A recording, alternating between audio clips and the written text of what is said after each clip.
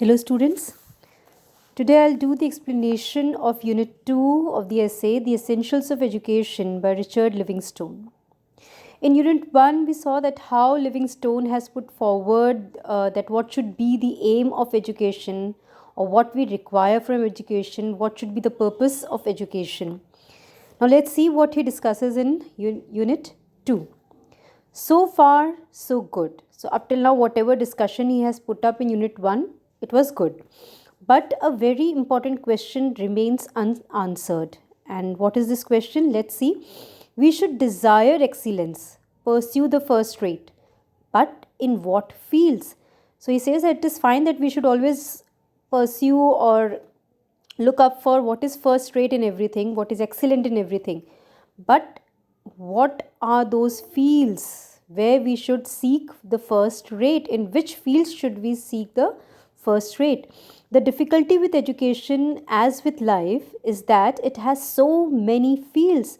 So just like our life, even education has so many various fields that it is really difficult for us to pick up or choose that which fields we should get the knowledge of the first rate.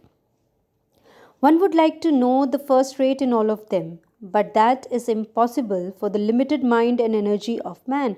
So he says that like a normal person, we would like to know what is first rate in all the fields, but it is not possible as the human mind and human energy has their own limitation. Which then are the most important fields?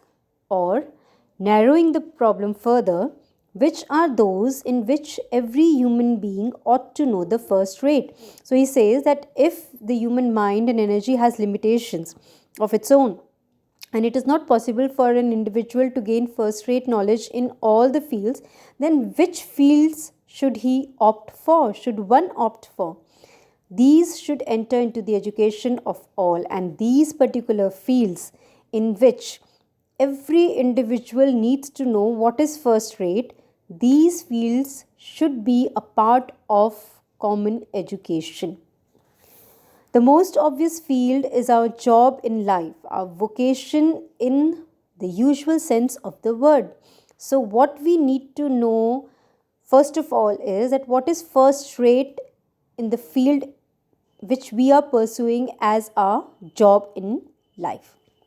So, he is actually moving towards vocational education. Clearly, whatever it is, we ought to know the first rate, the best methods to employ. So, we need to know the first rate in the field of vocation. In this field of vocational education, the modern world does well. So, in the modern world, in the contemporary world, we are doing well in the field of vocational education. We have a conscience about it, or at any rate, a sense of its importance. So, we have a conscience which can actually help us to decide that what is first rate in a particular job or vocation, or at least we have developed a sense wherein we can realize the importance of vocational education.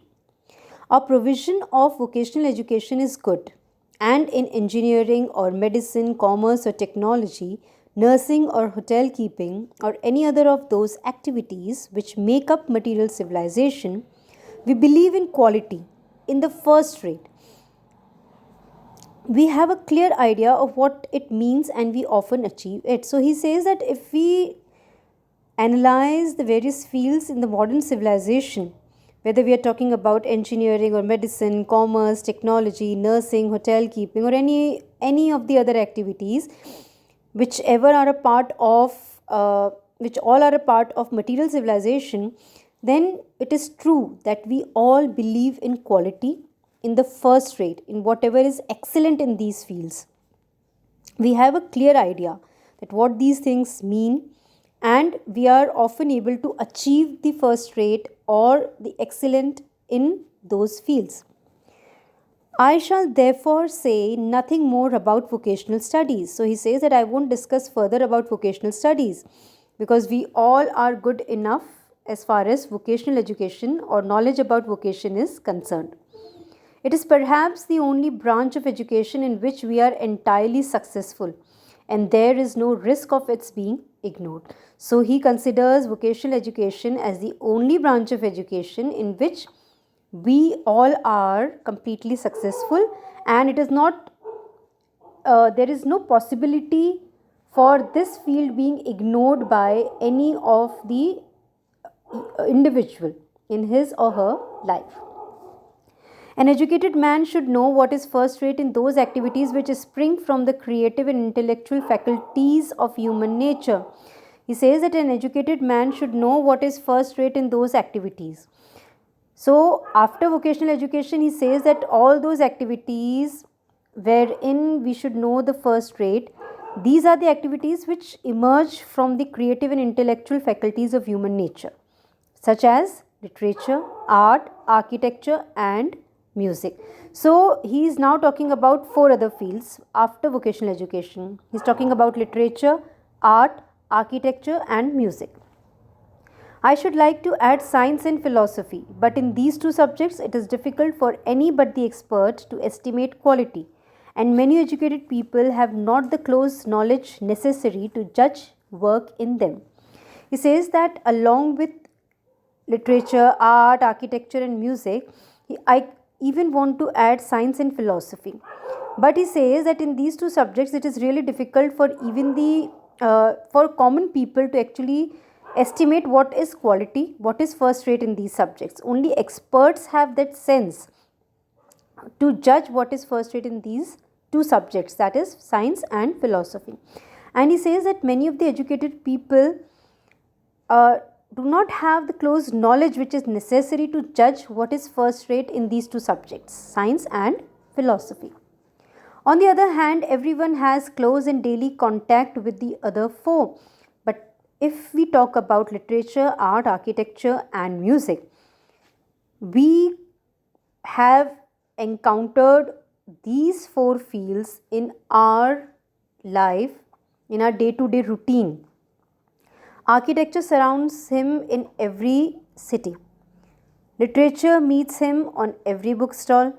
Music assails his ears on his radio set and from every jukebox. And art, in its routine aspects of form and color, is a part of daily life. So now, in brief, in a very nutshell, he has described the vitality, the importance of these four fields. He says that architecture surrounds an individual in every city.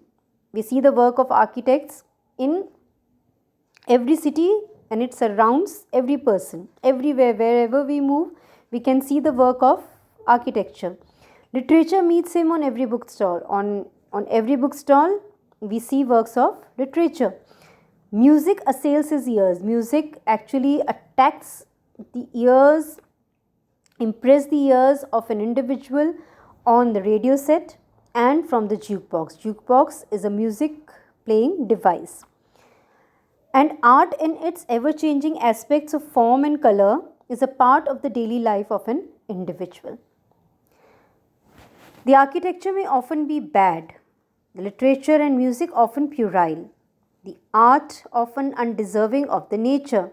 But that is all the more reason why we should be able in all of them to distinguish good from bad. Now he says that because architecture, art, music, literature, these are so common in our life that we might find something bad in them. Somewhere, somehow, we might encounter some part of architecture, literature, music, or art that is not good enough.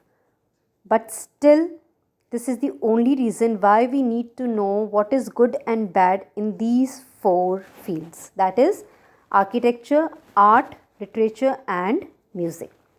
He says that architecture may often be bad. It can be bad at times. Literature and music can be senseless, silly, puerile. And art, some works of art may not deserve the name of art. But he says that these are the only reasons why we should be able to judge what is good and bad in these four fields. To judge by the literature offered to us in hotel book stands, and by most of the music played on the radio and by jukeboxes, we might be more discriminating in these fields than we are.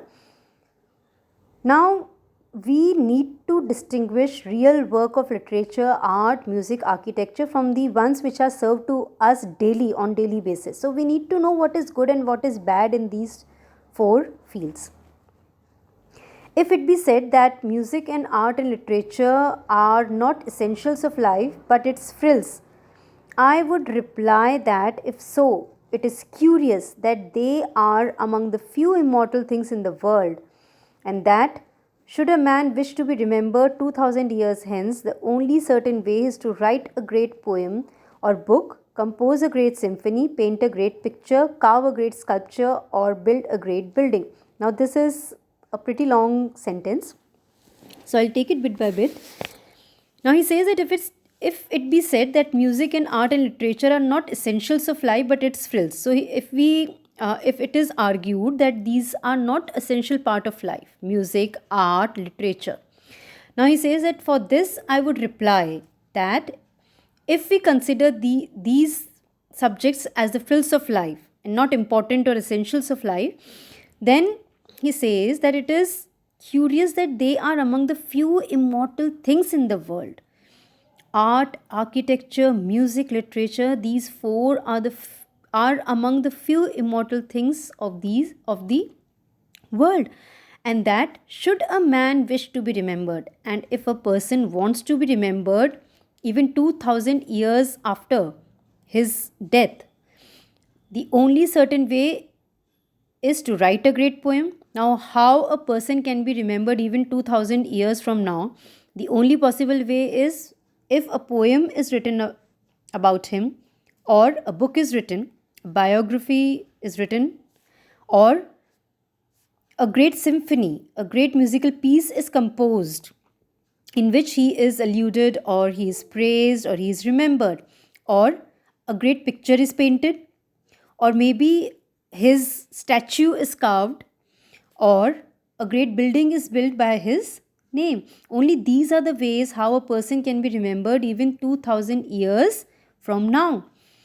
If you have any doubts about this, consider why long dead people like Plato and Shakespeare, Michelangelo and Raphael, Ictinus and Bramante are remembered today. Now he says that if the reader, or if any individual, any person has doubt about this fact, that if a person wants to be remembered even 2000 years after his death or from now onwards, then the only way is through art, architecture, music, or literature. Then if we doubt this thing, then what we should do? We should consider one fact, that why is it so that people like Plato and Shakespeare, who were great philosophers and writers, Michelangelo and Raphael, who were great painters, Ictinus and Bramante, who were great architects, why they are remembered even today? So this is a very sound backing which he has given, a very sound argument which he has presented for his personal view, that why literature, art, architecture and music are important or essential part of our life. I have argued that no one has a right to feel himself educated if he does not know what is first rate in his daily occupation. And so far as this is possible, in those fields where the creative and intellectual powers of man are revealed. So he says that he has already argued that we need to know what is first rate in life, we need to know what is first rate in whichever subjects we opt for, we need to know what is first rate in our vocation or job, whatever occupation we take up. Then we need to know what is first rate in the four fields of art, architecture, literature and music. But there is another job much more difficult than teaching or nursing or business or medicine, in which we are all concerned. Now he says that besides all these things, there is one more important job with which we all are connected, or we all are concerned with. And what is this? The job of living. How to live life in an excellent form, how to live life in a first rate manner. And there surely, as much as in any other pursuit, we need to know what is first rate. So even about the art of living, we need to know what is first rate. Is not our education very incomplete if we do not know what is excellent in human nature and in life? So he has raised another question as such. He says that should we not consider our education incomplete if we are unable, even after gaining education, if we are unable to achieve what is excellent in human nature and in human life, then our education will should be considered as futile or incomplete. If in that field we are taken in by second rate, which field? In the field of living, how to live our life in a first rate manner, excellent manner. And if there we are living in a second rate manner, or we get the knowledge of second rate, then it is shoddy stuff. Shoddy stuff means it's a bad thing, it's an inferior thing. Here, our age is far less successful than in medicine or engineering or the sciences. So, he says that our age is quite successful in the field of medicine, engineering, or science, but as far as the art of living is considered, we are not that successful. We need clearer standards. We need to have clearer standards as far as the art of living is concerned. Or, to put it more simply, we need to have a clearer idea about the distinction between first rate and second rate, between good and bad in conduct and in life. So, we need to know what is good, what is bad. We need to know the difference between first rate and second rate, between good and bad. Ignorance on this vital subject is written all over our modern civilization. Which vital subject? That is living, the job of living. Now, he says that ignorance about what is first rate in life, this can be traced all around us. It is an important aspect of the modern civilization. Ignorance about the art of living, this is a major part of modern civilization. Our age contains a great deal of good, as much perhaps as any age. He says that there is no doubt, even our age has a great deal of good things. At least he can say that as these good things are in the same ratio as other ages. But I doubt if there has ever been an age in which good and bad were so mixed together that the public as a whole, so lacking in standards by which to distinguish them. Now, he says that if I compare all the ages with the modern age, there won't be any other age where good and bad was so merged together, so mixed up together, that it becomes so difficult for a normal human being to distinguish that what is good and what is bad. So this is the major drawback of modern age, that the good and the bad is so mixed together that it is really difficult to distinguish between them. The tares grow with the wheat, and the difference between wheat and tares escapes notice. And he says, with a very practical example, he says that the tares, that is, it is a kind of plant which grows along with wheat, and it is really very difficult to make out the difference between tares and wheat. So, similarly, good and bad are so mixed up together in the modern time that it is really difficult for us to judge what is good and what is bad.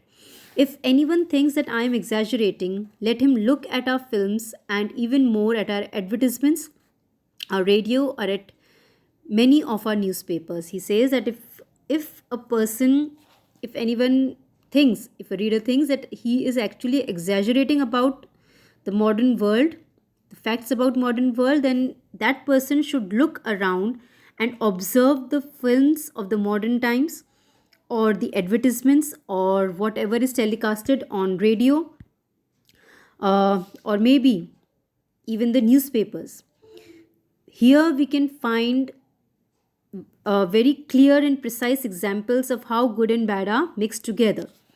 Those responsible for some of these do far more harm than any murderer. Now, the people who are linked with these fields, whether it's films or advertisements or radio or newspapers, the people who are responsible for mixing up good and bad in such a way are actually doing more harm than a murderer. For the films, the radio, the press are among the chief influences which form the public view, impressing on it the view of life which they embody. He says that these modes, these medium of film, advertisements, newspapers, radio, they actually are major factors which form the public view, public opinion, because they leave a kind of impression about life. They help the people to form a viewpoint about life, and this is what the people embody. Whatever they watch in the films, whatever they listen on the radio, whatever they read in the newspapers, these things actually form a major influence on their minds and help in forming the public opinion. So it is really not wise for the people who are working on films or radio or in the press to mix up good and bad in such a way that people are unable to distinguish between them. They need to demark good and bad in such a manner that it becomes really easy for an individual to pick up what are good things in life. So, in Unit 2, he has discussed about what is first rate, what kind of fields we should opt for. And first of all, he has talked about vocational education, which is really necessary for each and every individual. And we all are successful in this field actually. Then he talks about the four fields which are also very essential, that is art, architecture, music, and literature. And he says that these are indispensable. And it is only through these that a person can be immortalized. Then lastly, he talks about the art of living, the job of living, which is also an important part of life. How we should live, what is first rate in life. We need to know what is first rate in human nature and in human life. So with this, we come to the end of Unit 2 of the essay, The Essentials of Education by Richard Livingstone. Thank you.